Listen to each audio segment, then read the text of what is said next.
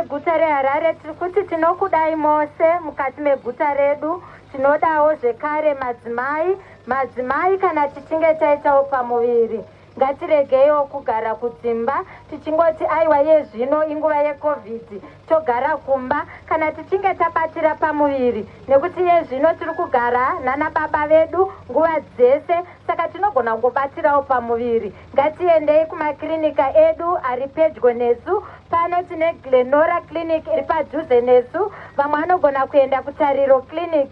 Saka tiri kuti musarambe makagara mudzimba muine pamuviri ipapo. Endai munobatsirwa nemazvikokota manesi edu ekanzuro reguta reHarare. Tiri kuti zvekare tine vana vedu vadiki vanofanira kubaiwa majekiseni. Ngatiendei tinovabaisa majekiseni iyayo kusvikira apera. Hatisi kumira nyaya dzekubaisa majekiseni nekuti tiri muCovid-19. Aiwa mwana ane kodzero yekubaiwa jekiseni rake, ngaabaiwe majekiseni ake kusvikira apera.